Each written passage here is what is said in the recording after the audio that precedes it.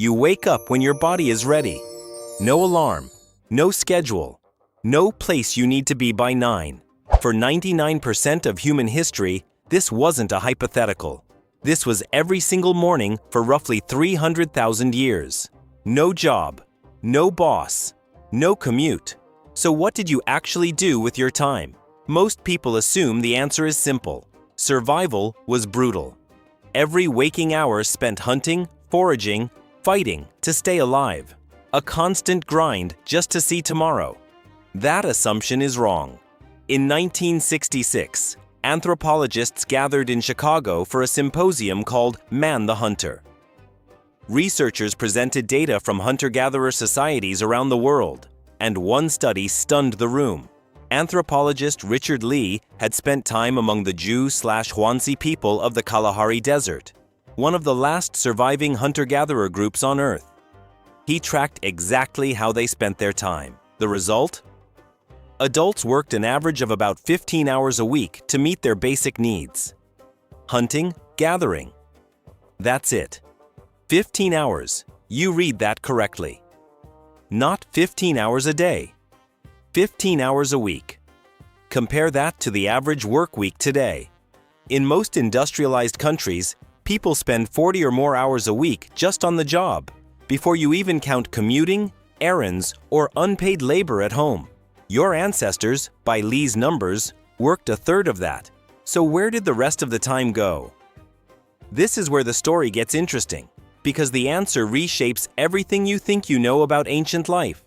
Anthropologist James Sussman spent decades living among the Jew/Huanzi, documenting their daily rhythms in his research on hunter-gatherer economies. He found that once the hunting and gathering was done for the day, people didn't collapse from exhaustion. They rested. They talked. They told stories around the fire. They played. They slept when they were tired, not when a clock told them to. Think about that. No alarm clocks. No shift schedules. No 9 to 5.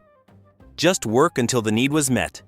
Then stop. Why would a primitive lifestyle involve less work than modern life? Doesn't that seem backwards? Here's the key. Ancient humans weren't working to accumulate wealth. They were working to meet immediate needs. Food for today. Maybe tomorrow. There was no concept of a retirement fund, a mortgage, or a 30-year career. Once the need was satisfied, the incentive to keep working disappeared. This wasn't laziness, it was efficiency. Anthropologist Polly Wiesner, who has spent years studying the Huanzi and their use of storytelling and social time, found something else remarkable. Most daytime conversation among hunter-gatherers revolved around practical matters, complaints, economic concerns. But after dark, around the fire, the subject changed almost entirely. Up to 81% of nighttime conversation shifted to storytelling. Myths, histories, social bonding, gossip about who did what and why it mattered. Picture it. The sun goes down. The work is already done. A small group sits around a low fire, the orange light flickering against tired but relaxed faces. Someone starts a story, one passed down for generations, about an ancestor, a trickster animal, a warning, a joke at someone's expense. Children listen, half asleep, but absorbing rules about cooperation, fairness, and the structure of their world. No one needs to write it down. The story itself is the curriculum. This was not downtime stolen from survival.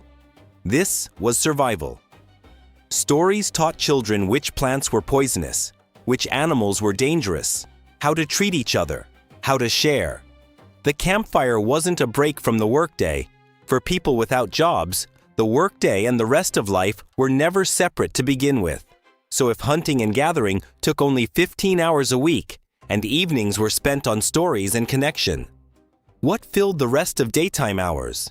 Let's reconstruct a single day, the way researchers have pieced it together from groups like the Juhuansi and the Hadza of Tanzania. Morning. You wake naturally with first light, not before it. There's no rush. A small group sets out together. maybe to track animal signs, maybe to gather tubers, berries, nuts, whatever the season offers.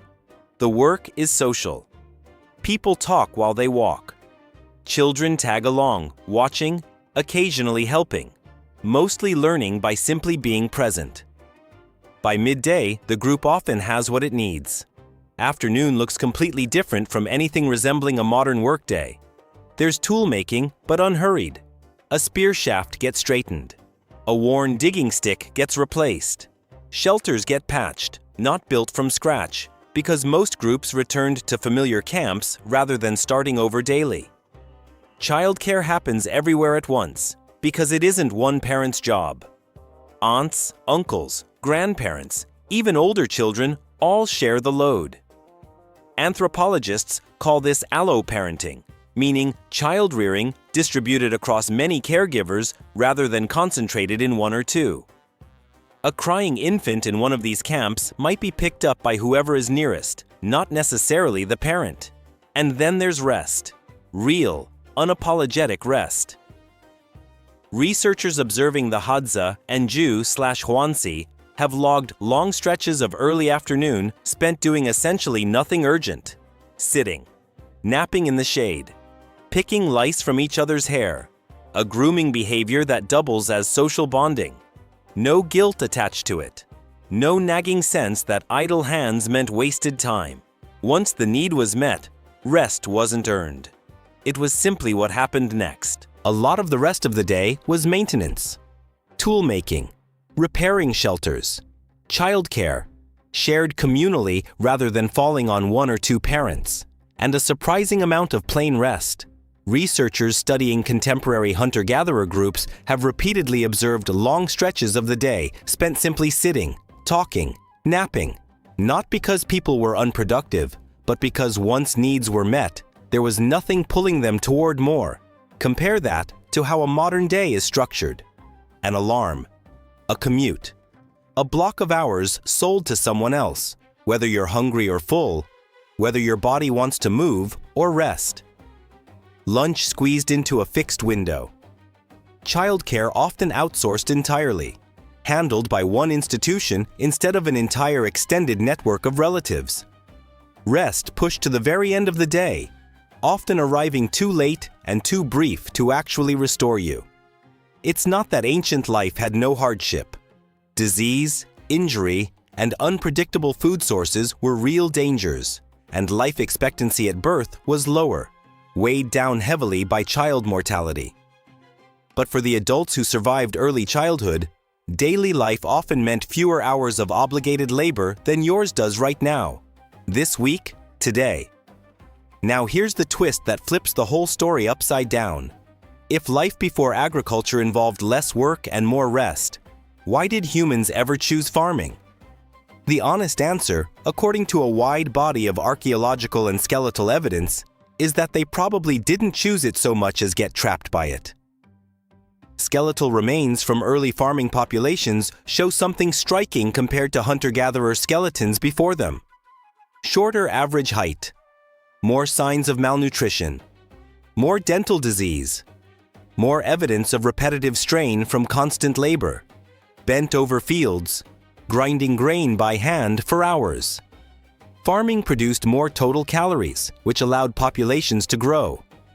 But more food didn't mean a better diet, and it definitely didn't mean less work. Why would anyone trade 15-hour weeks and varied wild food for backbreaking labor and a narrower diet?